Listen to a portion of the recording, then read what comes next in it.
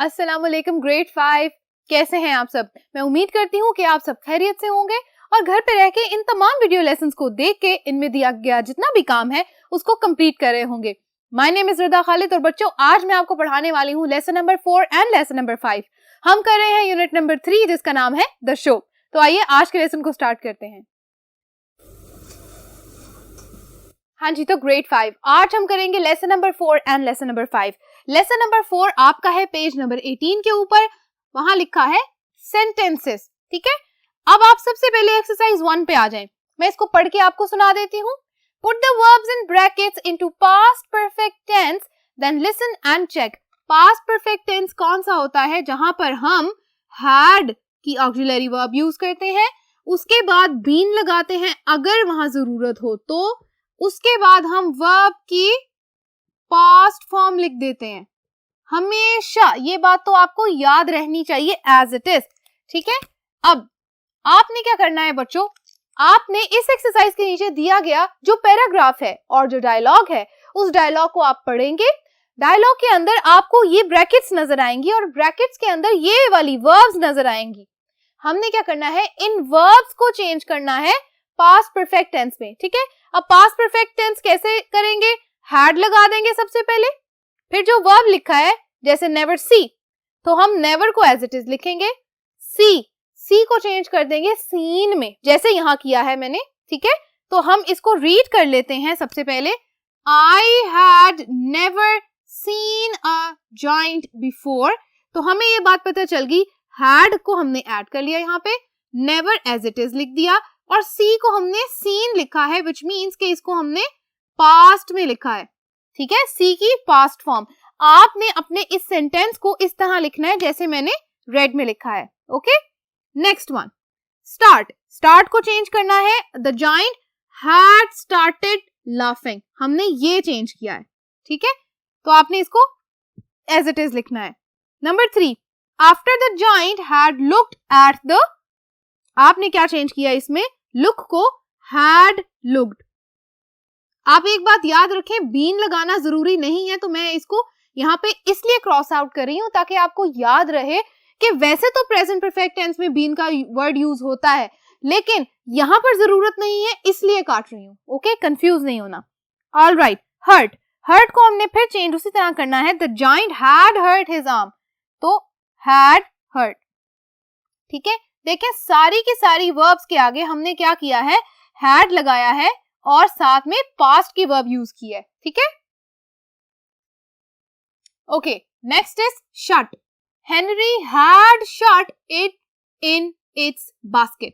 अब देखें had shut, आप सोच रहे होंगे कि शट को तो चेंज ही नहीं किया, तो हम याद रखेंगे कि शट और गेट, लेट, इस तरह के वर्ड्स क्या कहलाते हैं? वेरी गुड, इर्रेगुलर वर्ब्स जो कहीं भी सेम आती हैं, मतलब पास्ट में, प्रेजेंट में और फ्यूचर में भी। तो इर्रेगुलर थी, इसको हमने एज इट इज लिख दिया। Next, let, William had let it out.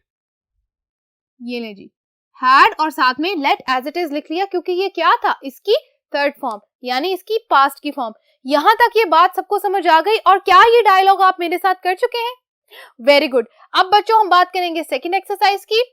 यहां हमने क्या करना है, rewrite the sentences using the past perfect tense. वही टेंस यूज करना है और इन्हीं सेंटेंसेस को दोबारा लिखना है। And the words in the bracket, तो जो ये वर्ड ब्रैकेट में लिखा है इसको भी लिखना है दोबारा और पूरे सेंटेंस को दोबारा लिखेंगे। लेकिन अब की दफा लिखते हुए हम क्या इस्तेमाल करेंगे, पास्ट परफेक्ट टेंस यानी कि हैड का यूज करेंगे और साथ थर्ड फॉर्म लगाएंगे जिसको हम पास्ट की फॉर्म कहते हैं। आइए इस काम को स्टार्ट करते हैं। हम यहाँ डायरेक्ट नंबर 2 से स्टार्ट कर रहे हैं। नंबर 1 आपकी बुक में सॉल्व है। Number 1, I forgot my door key. Then I noticed that. अब हम क्या करेंगे, इसको लिखेंगे। Then I noticed that I had forgotten my door key. इसको इस तरह लिखेंगे, लेकिन अब देखें, had forgotten, had लगा दिया, साथ en के साथ हमने क्या कर दी, forgot की पास्ट फॉर्म लगा दी पार्टिसिपल लगा के। Okay, number 3, somebody left a window slightly open. किसी ने खिड़की को थोड़ा सा खुला छोड़ दिया। Then I saw, फिर मैंने देखा, that. अब दैट के आगे आपने क्या करना है, सेंटेंस को चेंज कर दें। Then I saw that somebody had left a window slightly open. फिर मैंने देखा कि somebody had, किसी ने, left a window. Had left, left क्या है? Past form, और had लगा दिया. किसके बाद लगाना है हमने? हाँ जी, अपने एक्शन के बाद, अपनी प्रोनाउन के बाद. Okay. Number 4, I put down my bag. मैंने अपना बैग नीचे रखा. I started to climb the tree next to the house. मैंने घर के साथ वाले दरख्त पे चढ़ना शुरू किया. When, अब ये देखें, अब हमने क्या करना है, यहाँ सेंटेंस जो मैंने लिखा है उसको पढ़ें. When I had put down my bag. अब देखें, put भी क्या है? बिल्कुल, ये भी एक irregular verb है, इसको हमने as it is लिखना है. Down my bag, I started to climb the tree next to the house. हमने उसी सेंटेंस को दोबारा से लिख दिया, लेकिन अब की दफा क्या यूज किया है? had और साथ में very good, third form. Okay. Number 5, I climbed quite high. मैं बहुत ऊंचा चढ़ गया. I reached the window and opened it a little. मैं खिड़की तक पहुंच गया और मैंने उसको थोड़ा सा खोला. After, उसके बाद क्या हुआ? अब आपने इसको ऐसे लिखना है, After I had climbed. ठीक है, had के साथ ed लगा के हमने क्या कर दिया? थर्ड फॉर्म बना ली. Quite high, I reached the window and opened it a little. Number 6, I opened the window a little wider. मैंने खिड़की को थोड़ा ज्यादा खोला. A large bird flew out. एक बहुत बड़ा परिंदा उड़ते हुए बाहर आ गया. After, उसके बाद क्या हुआ? अब इस सेंटेंस को हम यहां से स्टार्ट करेंगे तो हिंट है ना हमारा. Okay. After I had opened the window a little wider, a large bird flew out. आप ये देखिए, सेंटेंस बिल्कुल वही है, लेकिन उसको कहां से हमने शुरू करना है? इस सेंटेंस के क्लू से. ठीक है. It spent the day in our bathroom. It was very angry because. अच्छा, अब आपने इस because को देखना है और सेंटेंस यहां से स्टार्ट करना है.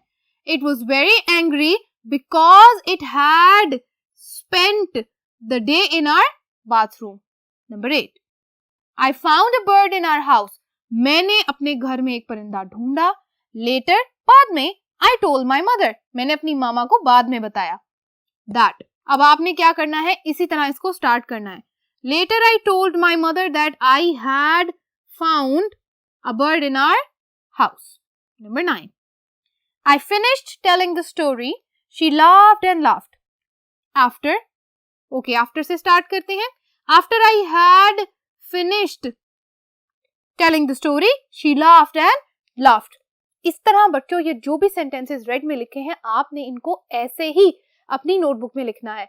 और याद रखिएगा कि हमने कहां पर had लगाया है, और वर्ब के साथ ed लगाकर या कोई भी पार्टिसिपल, पास्ट पार्टिसिपल लगा के हमने इस सेंटेंस को पास्ट में चेंज कर दिया, पास्ट परफेक्ट टेंस में. आई होप बच्चों यहां तक की बात आपको समझ आ गई होगी.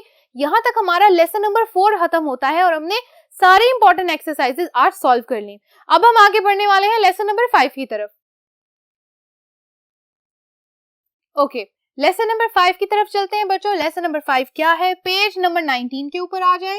Writing the show part 2. अब टाइटल से पता चल रहा है कि हमें ये स्टोरी का पार्ट 2 तो आज पढ़ना ही पढ़ना है. ठीक है, जल्दी से पहली एक्सरसाइज की तरफ आ जाएं ताकि हम रीडिंग कर सकें. Read the text and answer the questions. आप इस टेक्स्ट को पढ़ेंगे, पार्ट 2 को पढ़ेंगे और उसके बाद क्या करेंगे? आप इन सवालों के जवाब देंगे. जल्दी से इस वीडियो को पॉज करें और वापस मेरे पास आ जाएं रीडिंग करके. तो बच्चों अब हम इनके जवाब दे देते हैं. What happened when Aunt Emily woke up? Do you think William's father was angry with him? Why? Why not? जब आंटी एमिली सो के उठ गई तो क्या हुआ? पहले तो हम ये बताएंगे. उसके बाद Do you think William's father was angry with him? आप बताएंगे कि क्या विलियम के फादर, विलियम के अबू से नाराज थे. Why? अगर तो थे तो क्यों थे. And why not? और क्यों नहीं थे. What happened when Aunt Emily woke up? सबसे पहले हम इस बात का जवाब लिखते हैं. She saw William and some other boys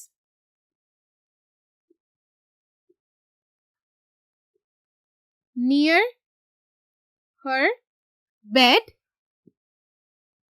ठीक है, okay. William was dressed as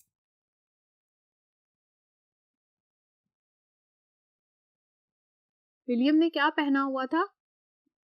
A showman. Okay, अब दूसरी बात का जवाब दे देते हैं. Do you think William's father was angry with him? Why not? No, because Aunt Emily decided to leave at the earliest. सबसे पहले आंट एमिली ने क्या किया? उन्होंने ये कहा कि मैं चली जाऊंगी और वो चली गई. यहां तक हमारे इन सवालों के जवाब भी खत्म हो गए. बच्चों, अब हमने रीडिंग भी कर ली है और जो सेकंड पार्ट है उसको आप गौर से पढ़ लें. एक्सरसाइज नंबर 2 के अंदर आपने क्या करना है, इन्हीं सवालों के क्या करने थे, जवाब देने थे. ओके, अब डायरेक्ट हम आ जाते हैं एक्सरसाइज नंबर 3 की तरफ. एक्सरसाइज 3 कहती है complete the sentences about part 1 and part 2 of the story on page 111. आप अपनी स्टूडेंट बुक का पेज नंबर 111 निकाल लें. वहां पर आपको कुछ सेंटेंसेस नजर आएंगे जो इनकम्प्लीट सेंटेंसेस हैं और आपने पार्ट 1 पार्ट 2 पढ़ा है, तो आप क्या करेंगे, उन सेंटेंसेस को कंप्लीट करेंगे. मैं यहाँ आपको आंसर्स पढ़ के सुनाती जाऊंगी. सबसे पहले में आप लिखेंगे because he had just woken up from his nap, क्योंकि अभी अभी वो अपने नैप से या दिन के आराम से उठे थे. सेकेंड वाली ब्लैंक में आप लिखेंगे he and the outlaws could buy bows and arrows, इसीलिए कि वो बोज एंड एरोज खरीद सकते थे, तीर और कमान खरीद सकते थे. Number 3, every Sunday afternoon Williams mother visited a friend. हर इतवार की दोपहर को विलियम की मदर क्या करती थी, एक दोस्त से मिलने जाती थी. And his father took a long afternoon nap, और उसके अब्बू या उसके फादर क्या करते थे, एक लंबा दोपहर का आराम करते थे. ठीक है. नंबर 4 में आप लिखेंगे ऑल द एग्जिबिट्स, यानी तमाम वो चीजें जो एग्जीबिशन में थी, जो शो में थी. ठीक है. ओके, यहां तक 4 सेंटेंसेस सबने फिल कर लिए. ऑलराइट, अब मैं करने जा रही हूं बाकी के सेंटेंसेस. हाँ जी, तो ग्रेड 5 अब हम बाकी के सेंटेंसेस को देख लेते हैं. सेंटेंस नंबर 5 में आप लिखेंगे they heard Aunt Emily snoring. उन्होंने आंटी एमिली को खर्राटे लेते हुए सुना. Okay. Number 6, wrote notices for Aunt Emily and some of the things in her bedroom. उन्होंने आंट एमिली के लिए कुछ नोटिसेस जो लिखे हुए थे, नोट्स लिखे हुए थे. ठीक है. And some of the things in her bedroom, और उनके बेडरूम में से कुछ चीजें जो थी वो थी साथ में. ओके, ये आप लिखेंगे नंबर 6 में. Number 7, saw the boys in her bedroom. She also saw some things beside the table, the notices and William dressed as the showman. यानी जो बात हमने पार्ट 2 में पढ़ी है ना, वो सारी आपने यहाँ लिखनी है कि आंट एमिली ने बॉयज को अपने बेडरूम में देखा, उन लड़कों को अपने बेडरूम में देखा. उन्होंने साथ में कुछ चीजें देखी जो टेबल के साथ पड़ी थी, कुछ नोटिस देखे और विलियम को देखा जो कि एक शोमैन की तरह ड्रेस्ड अप, यानी कपड़े ऐसे पहने हुए थे जैसे वो एक शोमैन है. ओके. नंबर 8 में आप लिखेंगे बिकॉज शी वॉज फ्यूरियस, क्योंकि उनको गुस्सा आया हुआ था या वो गुस्से में थी. Okay. Number 9, the children visited the exhibit of Auntie Emily again and again and because his father gave him some money. उन बच्चों ने आंट एमिली की एग्जीबिशन को बार बार देखा, वहां बार बार गए, और क्योंकि उनके फादर ने, उनके अब्बू ने उनको कुछ क्या दिए थे, मनी, यानी कुछ पैसे दिए थे. ओके. नंबर 10 में आप लिखेंगे he was pleased that Auntie Emily had gone. आप लिखेंगे कि वो खुश था, he was pleased बिकॉज, क्योंकि आंटी एमिली जा चुकी थी. ठीक है बच्चों, यहां तक हमने ये सारे वर्ड्स लिख लिए, ये सारे सेंटेंसेस और फ्रेजेस लिख लिए. नहीं तो बच्चों, यहां तक हमने ये सारे सेंटेंसेस कंप्लीट कर लिए. मैं उम्मीद करती हूँ कि आपने मेरे साथ ये बुक का पेज 111 कंप्लीट किया होगा और ये सारे के सारे सेंटेंसेस कंप्लीट किए होंगे. अब हम मिलेंगे अगले वीडियो लेसन में, जहां हम करने जा रहे हैं मजीद कुछ यूनिट, मजीद कुछ राइटिंग टास्क.